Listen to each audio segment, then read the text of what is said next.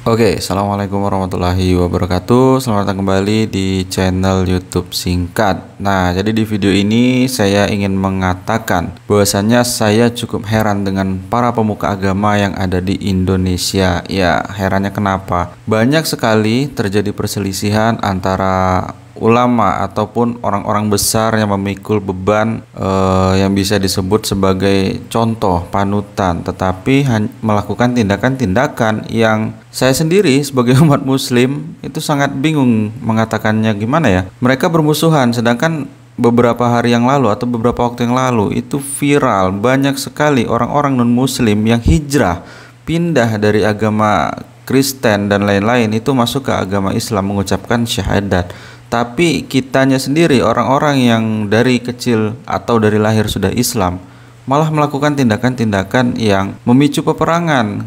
Kayak kasusnya ini kan, dari apa tuh, buntut dihina Gus Pleret, Habib Rizik ungkap ya bermacam-macam lah, antara perang antara Habib Rizik Syihab dengan Gus Fuad Pleret ini kan. Ya, tapi di video ini saya akan membahas yaitu dari sudut pandang yang berbeda dari yang sudah-sudah atau dari channel-channel yang lain, yang ada yang lebih pro ke Habib Rizik, ada yang pro ke Gus Fuad Pleret. Ya, kita ngambil dari sudut pandang yang berbeda agar saya berharap segala sesuatu yang terjadi ini bisa berhenti gitu kan, nggak usah lagi lah apalagi mengatasnamakan jihad itu, tapi yang dijihati adalah sesama muslim. Nah, itu kan terbalik. Kenapa nggak pergi ke Palestina aja berjihad gitu, perang tuh kaum Yahudi yang jelas-jelas di akhir zaman akan menjadi musuh Islam itu sendiri. Nah, ini ada video deklarasi perang antara kedua belah pihak, kita tonton dulu videonya. Ini kami Laskar Persaudaraan Islam Jakarta Selatan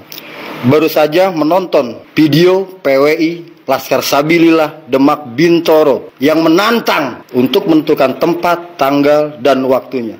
Dengan ini kami sikapi. Kami tentukan untuk tanggal Jumat 1 Muharram 1447 Hijriah atau tanggal 27 Juni 2025 jam 1 siang.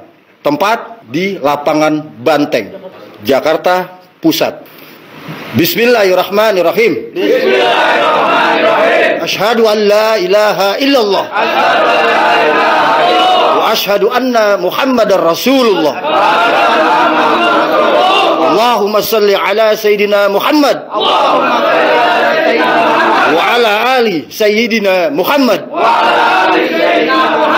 Kami Tuh, mereka ingin berperang melawan sesama muslim, bahkan mengucapkan kalimat syahadat seperti orang mau berjihad saja. Sedangkan ya ngapain sih berjihad sesama muslim, apalagi kita sama-sama warga Indonesia yang menjunjung tinggi kemerdekaan Indonesia atau tumpah darah merah putih. Ya nggak guna juga gitu kan, hanya memecah belah umat yang ujung-ujungnya akan terjadi perang saudara. Inilah yang diinginkan oleh orang-orang atau elit global. Mereka ingin memecah belah umat Islam itu, dan akhirnya nanti akan diinvasi oleh orang-orang yang tidak berkepentingan. Hal ini kan sangat disayangkan ya.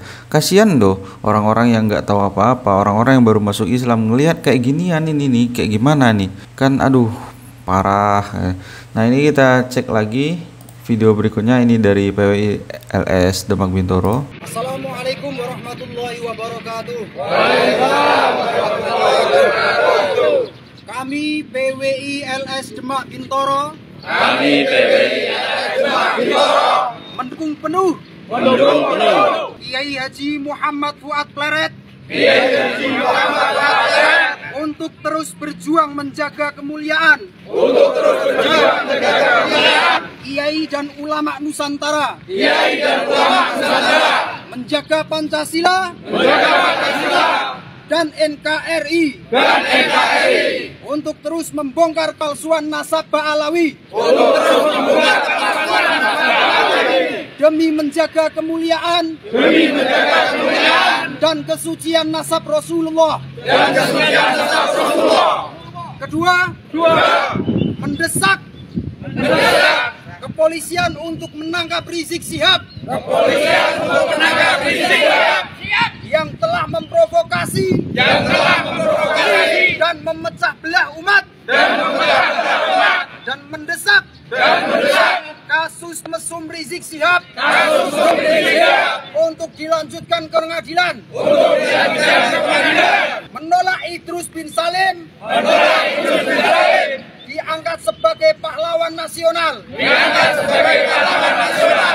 Kami PWI LS Demak Bintoro. Trah Sunan Kalijogo dan Sultan Fatah siap menerima tantangan.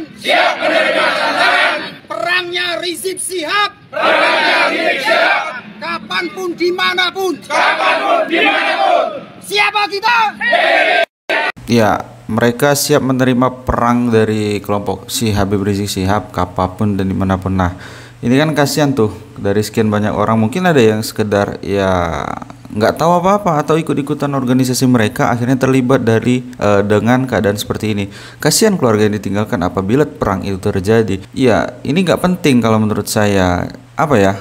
Pemuka agama itu kan seharusnya memberikan contoh yang baik. Kalaupun ada sebuah miskomunikasi antara kelompok satu dan kelompok yang lain, kenapa nggak dipertemukan aja, mediasi seperti kata Pak Guru Gembul. Nih kita cek ya. Saya ke ulama yang disebut PKI, saya datang ke oposisi yang orang ateis apa segala rupa, saya datang untuk ngobrol. Mau katanya dirujak, mau katanya apa, saya datang ke Robitoh Alawiyah, saya datang sendirian, gak ditemenin.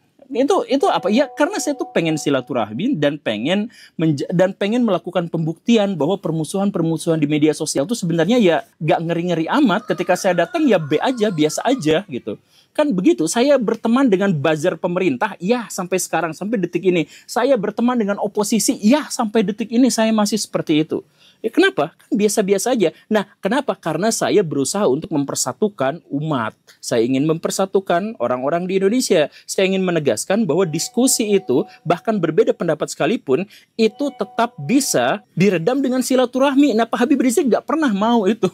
Sedikit-sedikit perang, dengan gubernur perang, dengan ini perang, dengan pleret perang, dengan ini perang, dan sebagainya.